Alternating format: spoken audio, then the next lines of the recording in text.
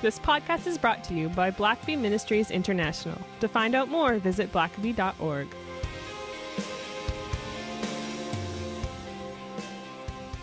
Welcome to the Richard Blackaby Leadership Podcast. My name is Sam, and I'm your host. And joining me today is Dr. Richard Blackaby. Well, good to join you, Sam. I understand someone else is going to be joining you and Carrie and Claire yes, soon. Indeed. The news is out. We're expecting our second bundle of joy. And tell me what your little daughter is calling this baby.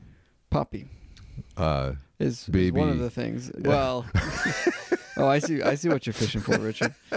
Somehow, we told her that we were expecting a baby, and that mommy has a baby in her tummy.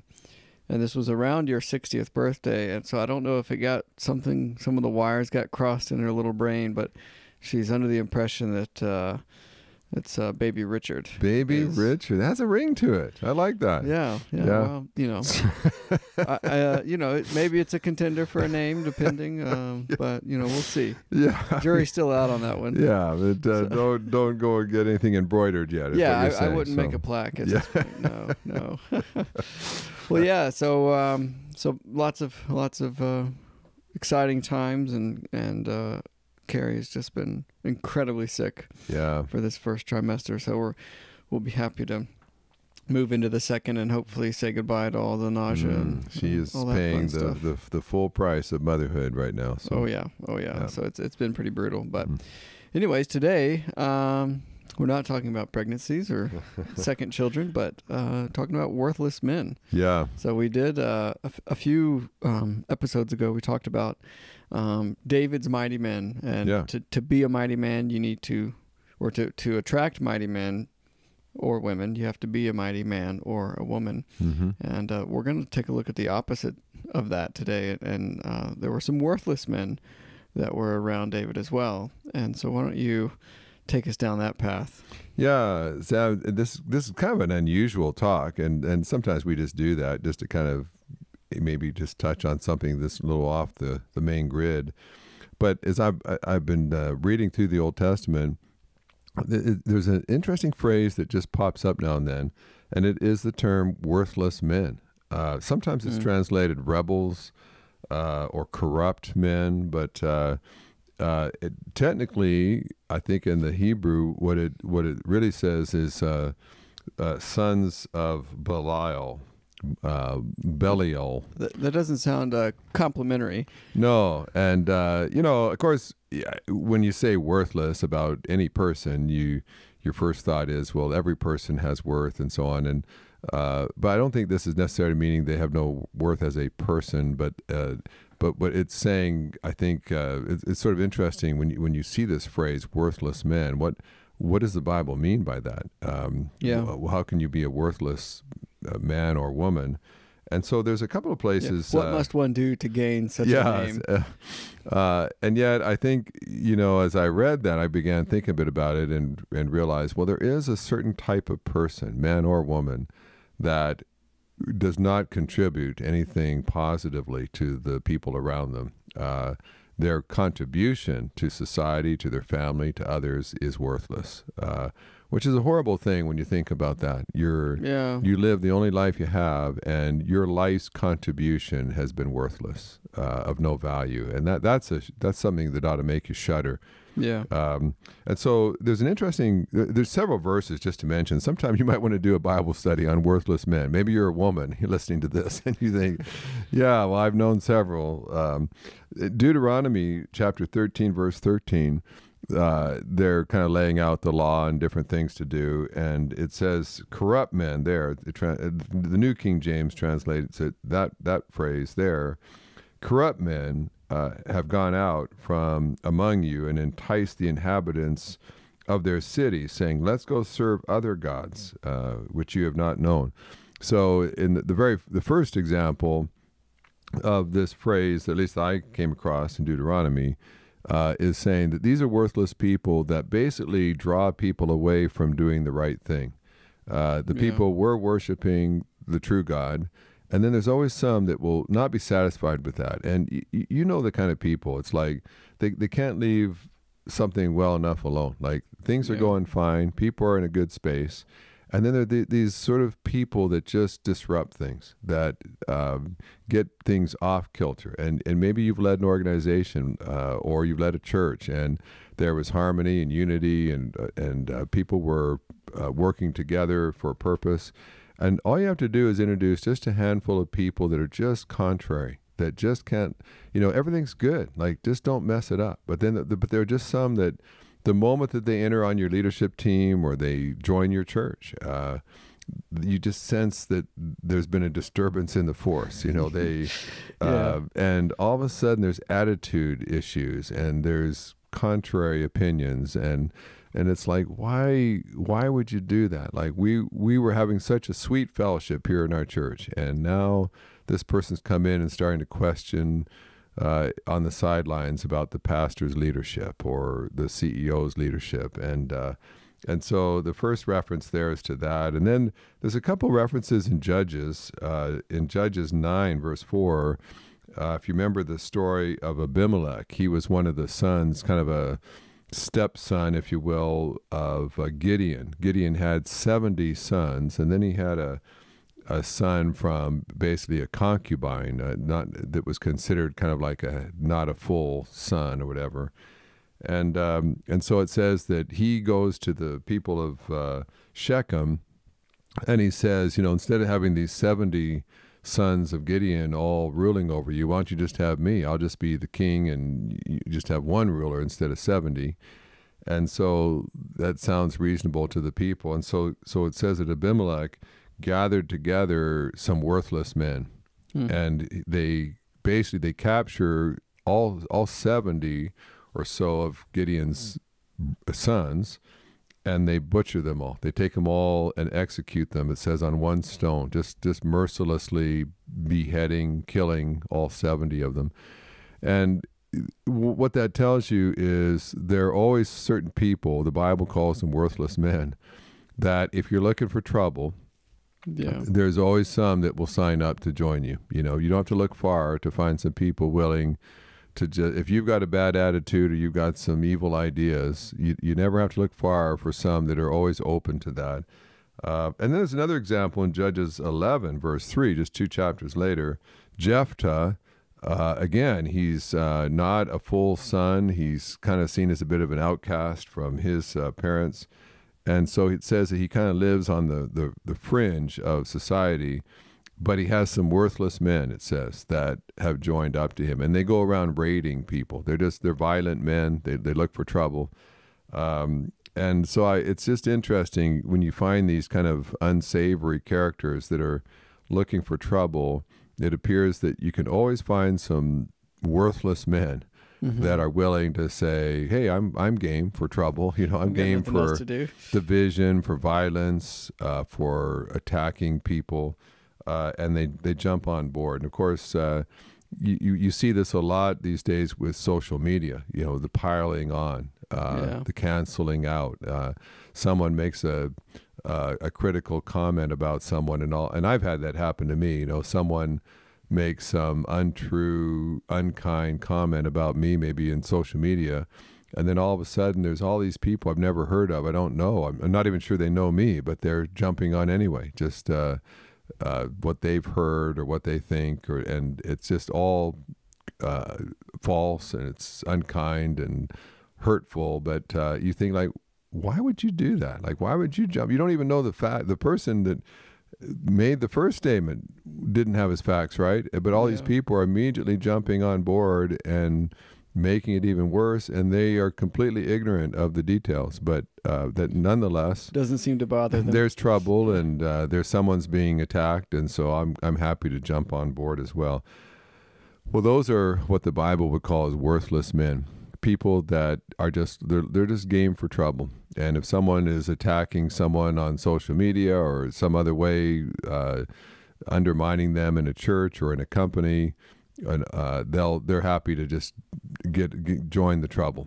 And then there's just a couple other examples.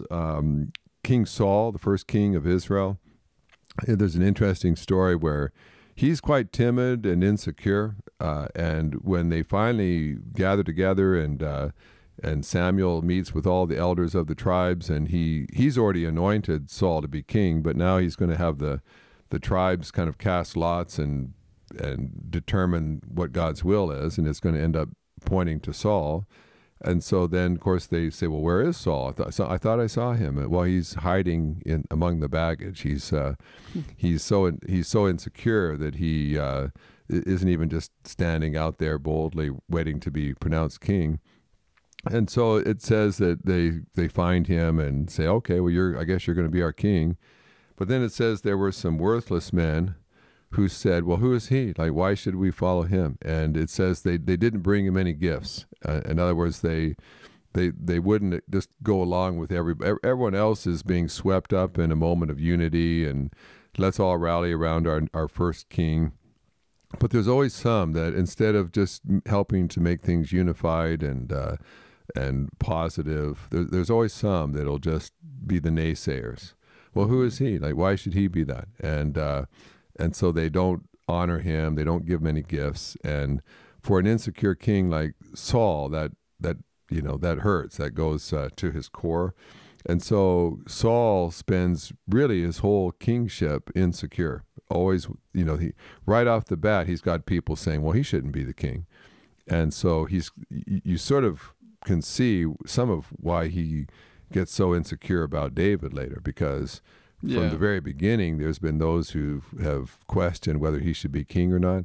Right. And so, and it all starts with some of these worthless men. You wonder if he would have gone easier on David if he hadn't had these worthless men right off the bat that were questioning him and challenging him. And I've had that, where you're leading things over the years, and you can just count on it. Like you make a presentation to your leadership team or your faculty or your church council, whatever it is you're leading, and you can almost count on it. There will be some that will immediately embrace it and say, okay, what are we doing next, boss? And let's go for it. But then you also know that there's always going to be some that just are going to be cantankerous, whether they have a good reason to be or not. It's just natural for them to push back and not be supportive and kind of be almost looking around to see if they can garner any other support. Anyone else want to be resistant to this along with me? And so that was Saul's case. Well, one other example from just from biblical history is David. And you remember this story. It's really David, one of his lowest points, where he's been a refugee from King Saul for quite a while now, and he's living in the city of Ziklag, which is given to him by the Philistines. And he actually goes with his men and volunteers to fight with the Philistines. And they're about to go fight King Saul, and that's when King Saul will be killed. But the Philistines rightly distrust David, and they say, we don't want you coming with us. What if you turn against us in the heat of battle? So they tell him, you can't fight with us, go home. So he goes back to Ziklag. When he gets there, the Amalekites have swept in while David and his men have been away. They capture all of the wives and the children that were left behind. They take all of his possessions and wealth, and they take off.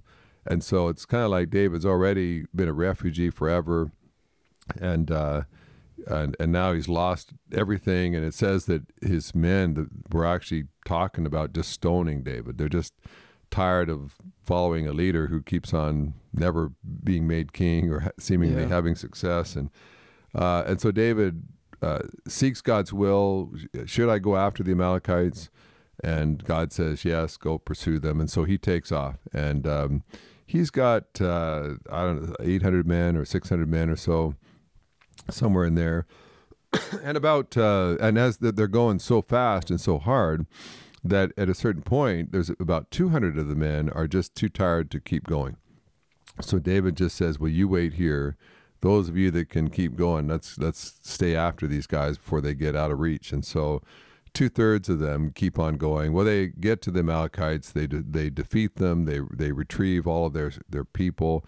And the Amalekites had also plundered other people. And so there's just tons of booty that is left there for the men. Well, they come back, and there's 200 of the men that got left behind.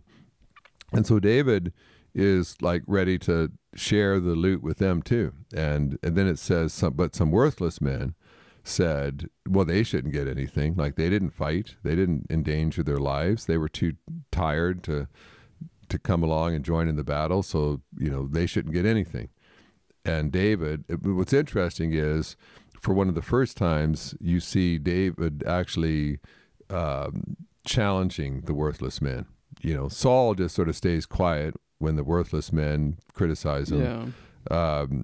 Jephthah and Abimelech, they actually enlist and work with the worthless men. But when these worthless men start to basically say the things you'd expect of a worthless man, David is being big-hearted. He's being generous. In fact, it'll say that he ends up passing basically a law that the Israelites would follow ever after, which was, if you have to leave some of your soldiers to like guard your supplies, you got a mule train full of food and supplies, you got at least some people to guard those. Well, if they don't actually fight in the battle, but they're back behind the lines in reserve and protecting the women and children, whatever, then they are treated as an equal, participant in the battle, and they should get equal loot like everybody else, which is a big-hearted way. Of course, that nobody's going to want to stay behind if unless you're a coward, but then you don't get any money if you stay behind. So David basically says, we will always be generous to every person. We will treat every person with respect and dignity. And of course, there's always, whenever you try to be big-hearted and do the right thing and be generous, there's always going to be people that will say, why be generous? They don't deserve it. They weren't here. They shouldn't get what we get. You just count on it. If you've got a group of people and you decide to be generous to somebody, well, let's give these people did this service for the church. Why don't we give them a bonus or a tip or a thank you gift? Well, we've already paid them. Why should we pay any more? There'll always be those voices that, why be generous? Why do more than we have to? And really one of the only cases where someone challenges worthless men is David.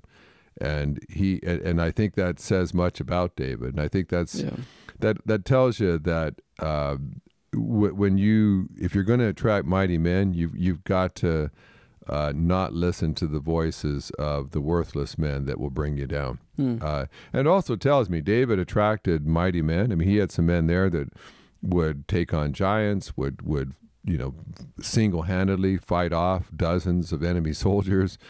But even David, in the midst of his mighty men, he had some worthless men. And sadly, when it comes to leadership, that is often the case. You'll have some mighty men, some people that are willing to take on mountains and take on giants, and you're so grateful for them and glad that you've got them on your team. But inevitably, you've got someone that's just a troublemaker, someone that thinks small, is petty, is selfish, is divisive, is quick to join any divisive, anyone that's trying to subvert a movement, an effort. There'll always be those who'll just jump on. And oftentimes, they're not necessarily the leader. What I found often is, They may not speak up, but then one person says, well, I don't know if we should do that, or why should we, treat this person so well or I don't think we should do any more than we have to. As soon as one person, a leader, kind of speaks out against doing the right thing, then worthless men are usually the pile-on people. Then all of a sudden they jump on board as well. Proverbs 6, verse 12 says, a worthless person, a wicked man, walks with a perverse mouth. And so a worthless person is someone that speaks things that tear down, that don't build up, that divide instead of unify. And the scripture seems to be pretty clear that there is that kind of person that is just always divisive. I heard just recently of a mother that was that way. She was just a very critical person. Her husband had left her, and she was just always critical, always putting down her own kids, her former husband, her siblings, and nobody wanted to be around her. And now she's actually dying of a terminal illness, right? Even as we do this podcast, and and nobody wants to help her, because her whole life, all she's ever done is she's divided her family. She's destroyed her family. She has kids who will have nothing to do with her. But the proverb says worthless people just have this perverse mouth. They just can't help it. You get around them and they just have to tear things down. And then there's one other reference. There's only one time in the New Testament where this phrase is used. It's found in 2 Corinthians chapter 6, verse 15. And there, the Apostle Paul is writing, and he's basically talking about, what does light have to do with darkness? What do believers have to do with unbelievers? And he says, basically, what do followers of Christ have to do with Belial, which is this same word of sons of Belial? And there it seems that for Paul, it is really a synonym for Satan. And so in the Old Testament, it's just sons of Belial, and it just usually gets translated worthless men. But Paul actually equates it with Satan, and to say the sons of light compared to the sons of Belial. And so Paul doesn't mince any words. He just says, you're just an instrument of the devil, basically, when you tear up and you divide. And I've often wondered how a person can live with themselves when they do that. They're just so otherwise things might be going along quite well. And I've literally seen, especially smaller churches, but even some bigger ones. There's a story going on right now of a fairly large church, and basically a handful of people just start to send out a smear campaign of the leadership, spreading lies, sending out false emails, and oftentimes they're not a big group, but they're just a very disruptive group. Yeah. Well, let's take a quick break here, and we'll wrap up when we come back. This fall, Blackaby Ministries is hosting 2 spiritual leadership coaching workshops, one in the Atlanta area and the other is fully online. The focus of these workshops are learning how to ask the right questions to help move people onto God's agenda. The online workshop is September 13th through the 15th, and the in-person workshop is October 21st through the 23rd. To find out more and to register, visit blackabycoaching.org. Links will be in the show notes. Well, Richard, we've seen several instances of worthless men. We know their characteristics, and my suspicion is, for those listening, they have probably put some names and faces together that says, "Yeah, you know what? I think I know exactly who you're talking about, Richard." And so maybe in the remaining time that we have, it's inevitable, like you said, worthless men and worthless women. You're just going to find them in your organizations, whether that's a company or a church or a nonprofit. They're just going to be there. Yeah. And so I guess my question would be, what do you do with that? Yeah. And that's a tough one, but it is in leadership. It is a reality. I've dealt with those kind of people. I've seen them all my life, and I didn't really have a tag for them before. I just jerk. Was usually the word, but or worse. But a couple things. One is I would just say don't be intimidated by them. Like King Saul seemed to be a bit intimidated by the worthless man. It stung when they said things that were unkind to him. David, on the other hand, just blew it off. David just would not be intimidated by that. David wouldn't read the comments on his social media posts, but Saul was going deep down. Yeah. And I'll tell you that if you're on social media, that's inevitable. If you try to post something good on social media, there's always going to be some worthless men or women that will just have to comment. But what about? Or they'll just say, you don't know. And I regularly block people on mine. I'm fine with people that want to dialogue with me and say, well, what about this verse, or well, then how does this fit in, or something. But then there's others that are just constantly just trying to just wear you down with just like a dripping faucet. And those I just block. It's just like, you know what, you don't have to exist to me, and so goodbye. And that's it. And so but sometimes they may work in your organization. They may answer to you, and I'll tell you what I found typically is that if these are the kind of people that sort of linger in the shadows. These are the people that pile on once you're down or you're vulnerable. I found you confront these people. These are the people that you corner, and you get eyeball to eyeball and let them know that we're not going to tolerate that. We will not allow that kind of slander, that kind of divisive spirit. If you're going to behave that way, you're done here. And I find you typically have to confront in a very strong way with people like that. But I'll also tell you that there is a certain kind of person. It sounds harsh, worthless man. It's funny that the Bible would even have such strong words for such people. Yeah. But they can be so dangerous. And it doesn't take many of them to really sour a whole culture. And so, and to be honest with you, a lot of the time I've seen it very difficult for them to change. And I think the reason it's difficult for them to change is because it's basically a character issue. Yeah. It's not just a bad habit. It's a character issue. It's a character that is not sensitive to the Holy Spirit. The Spirit of God is not honored by people that bad mouth and gossip and malign and tear down leaders and divide the body of Christ. But they're not sensitive to the Holy Spirit. And so they, sometimes you hear some of what people are saying or doing, and you just shake your head and say, how could you even respect yourself and behave that way and treat people that way? But if you're not sensitive to the Holy Spirit, you don't, it's almost like you don't have a conscience. You just, you can tear people to shreds and not even think about it. And so, I think as a shepherd, these are almost like wolves that they look for the weak, and they prey upon people that maybe are at a weak moment. And so when they're around, I think you just have to kind of identify them, shine a light on them, and you can give them a chance to change. You can confront and say that won't be tolerated. The problem is that when you do that, it may silence them for a while, but it probably hasn't changed them.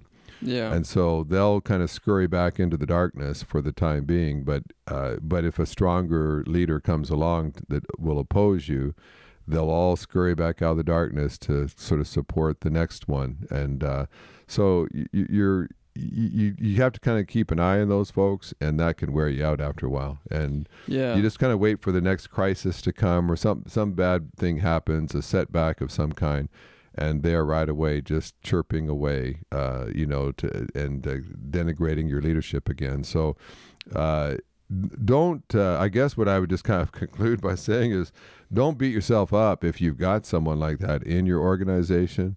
It seems inevitable. David had people like that in his. Right. Paul talked about people like that. So they're out there, and the thing about them is they don't tend to show their colors at first. So you hire someone, and then you discover afterward that they have this tendency. You can kind of find out, if you're hiring someone you don't know very well.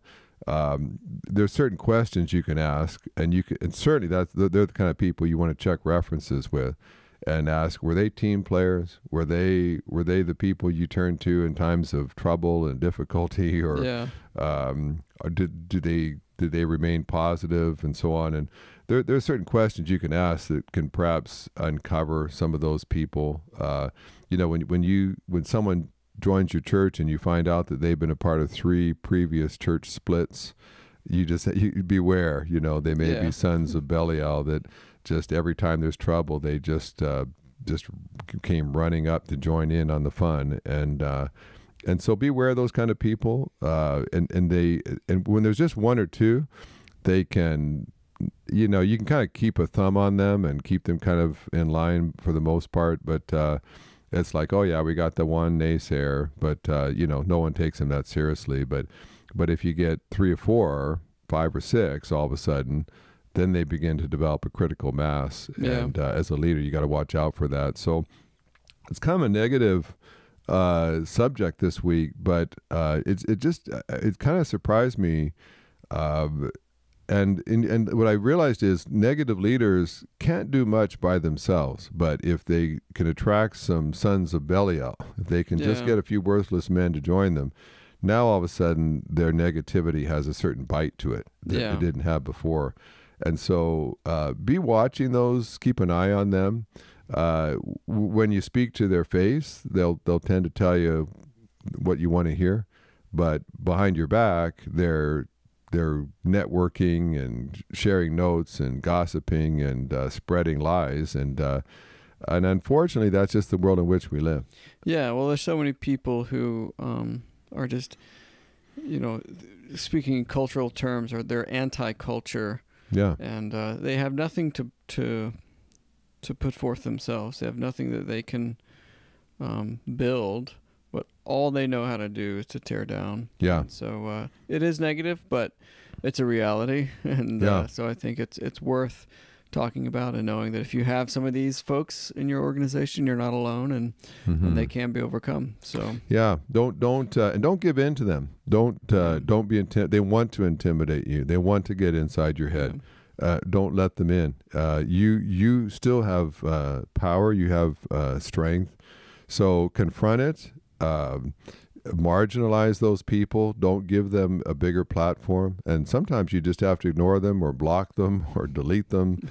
They want a megaphone. They want to have a bigger voice than they really do have. And like David, he just shut them down and just didn't listen to them, and actually did the opposite of what they were saying.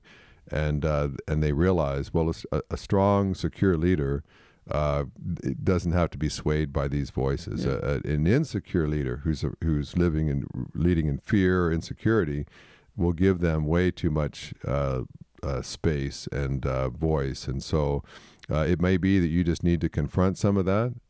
That's where the leader really earns his pay, by confronting negative stuff, divisive stuff.